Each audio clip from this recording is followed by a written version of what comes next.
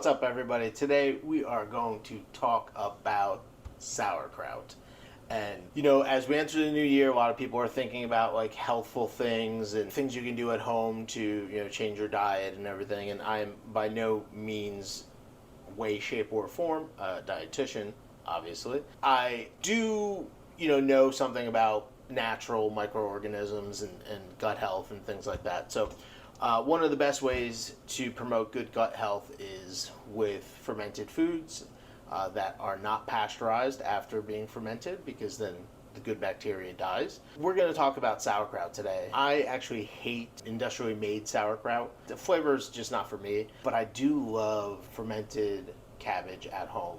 Obviously kimchi and stuff, that's a whole other thing, but I'm just talking about like classic, simple, straightforward sauerkraut. To start that, we will need one of these big boys. All right, let me show you how to turn this into an amazing sauerkraut in just a couple days. All right, let's do it. So what we're going to need for this process is pretty simple things. You need a big bowl to start the first stage of the process. The first stage is you need cabbage that you've taken the first just one or two leaves off to get down to the really nice, clean, smooth leaves. I like to use sea salt for just about everything. This is a fine sea salt from Berlin. I like to use a little bit of sugar in the raw, or just any kind of honey works great. You can use kind of any sweetener. You only put in a tiny bit, so it's, honey's great if you want to use honey. And then a scale just to weigh everything and do the math. So let's get started. The first thing we're going to do is we're actually going to leave our core in, because that'll give us some stability, and then we'll cut around that later. But basically you're just going to cut, being careful, because cabbage is known to slip and slide. So just give it one cut kind of going around. Doesn't have to be perfect, don't worry if you miss. Okay, not the end of the world. But you got nice cabbage there, and then we're going to cut it in a quarter. Okay, again, still trying to leave the little bit of the core attached. Okay, and then I'm not going to bore you. I'll cut this off camera, but basically what we'll be doing is either with a knife, or you can do this with a mandolin as well, but you're just going to cut it into thin strips, just like that. Doesn't have to be perfect. That's what we're looking for, just nice thin strips. All right, I'm going to cut this all and bring you right back. What I didn't mention is as you're slicing, you're going to come to a point where you get to the tip of the core right there.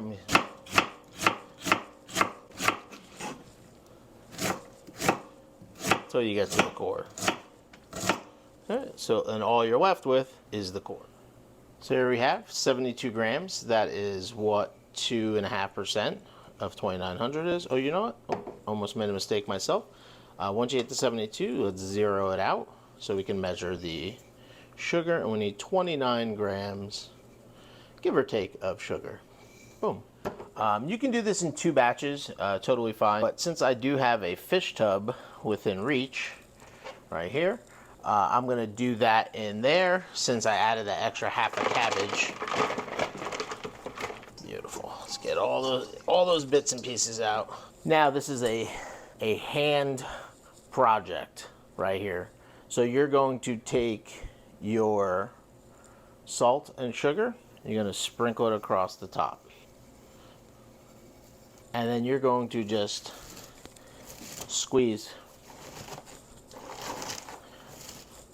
It's going to take about 10 minutes of you just squeezing. And what you're doing is you're breaking down the cabbage, massaging that salt and sugar into it, and just breaking down those cells so that they exude some of their moisture. And you're going to do this for about 10 minutes. I'll bring you back. And then you want to stir it as, bringing the top from the bottom. This way you're not just squeezing the same pieces over and over again. And you'll notice this will start to shrink dramatically. All right, So here we are, 10 minutes of squeezing. A couple different methods you can use while you're doing this. I was showing you with one hand just because I'm kind of filming. I definitely always do use two hands. I start off with one hand, just squeezing until it starts to soften a little bit, and then I get in there with both hands and really kind of hand washing clothes. Just beat it up. As you can see, it's it's shrunk down to almost nothing. This is 1.5 heads of cabbage. This is a lot of cabbage to look at, but it really does shrink down to almost nothing. So I would never do less than 1 full head of cabbage when I'm doing this, because it's just, you're taking time to do this. You might as well make a bunch. So our next step, this is our, step 1 essentially, and now we're setting ourselves up for fermentation. So to ferment, a setup similar to this. All right, I have a giant 1 gallon glass jar. I've got 3 glass weights, and I've got a neutral piece of plastic underneath, which in truth isn't the best, but I use it a couple times and then recycle it. This is kind of the way I set it up for most of my fermentations at home. These glass weights are great. They're available on Amazon. I think I have a link, but let me show you. I'm going to change the angle, and then let me show you how to set this up. All right, so pretty simply, this isn't rocket science here, but what you want to do is put this into the jar in stages. You want to try to keep everything as clean as possible. Don't worry about, if you miss a little bit, it's okay. Not the end of the world. But periodically, what's super important in this process is putting it in and then giving it a squeeze down occasionally, because you don't want to leave air gaps. Air gaps are your enemy. So every, say, 2 handfuls that we put in there, we're going to squeeze it down. Okay?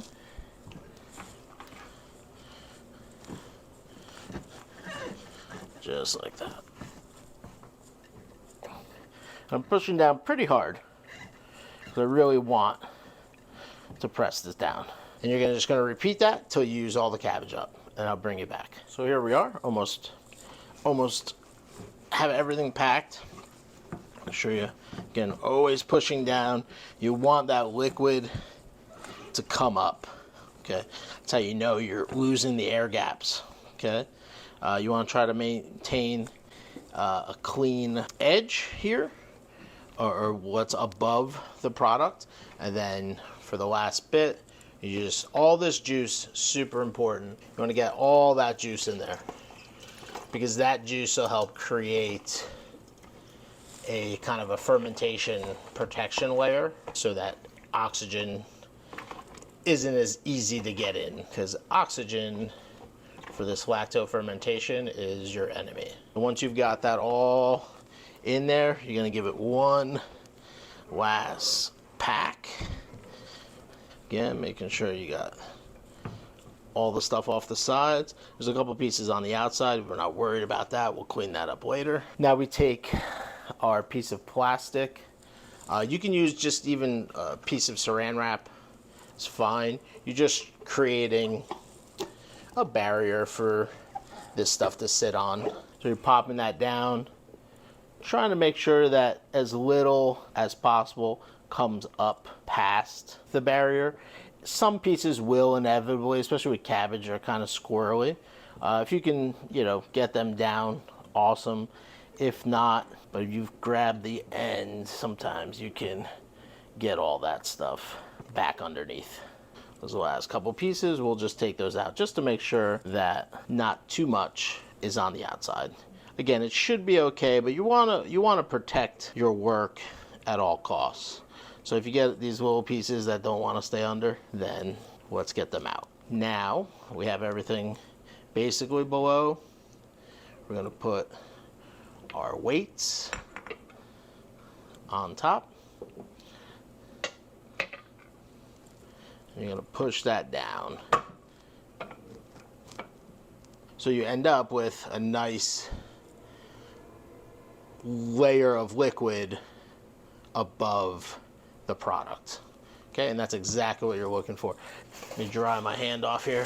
And then also, while we're at it, we'll just wipe the outside down, and I'll wipe the rim as well, just to, again, trying to keep things as clean as possible. The way I like to do it, you need oxygen to escape during the fermentation process. So I don't like to wrap this crazy tight.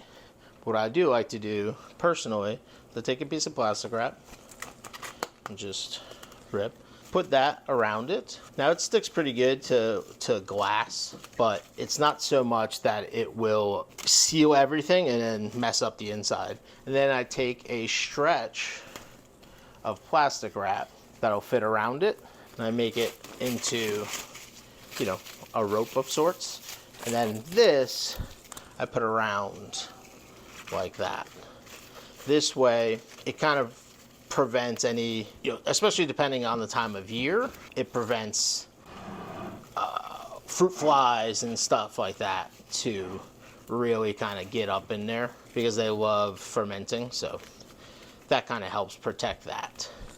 But this still has an airflow to it.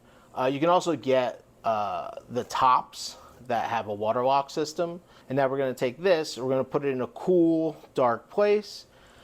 Depending on the time of year, this could take between 3 days and 10 days. If it's really cold, it'll take longer. If it's very hot, like in the summer, then it'll happen very, very quickly. We'll report back in a couple days when this is ready. So that's the gist, guys. That's how you lacto ferment your own sauerkraut. Now to this is a base. You can follow the same techniques and add carrots. Some people add fruit to it, I've seen, like pear or apple. But this is a simple, straightforward method of making your own gut-healthy, lacto-fermented sauerkraut at home. If you like this recipe, stay tuned for more, and make sure you comment, like, and subscribe, and make sure you ring that notification bell. Thanks, guys. Peace.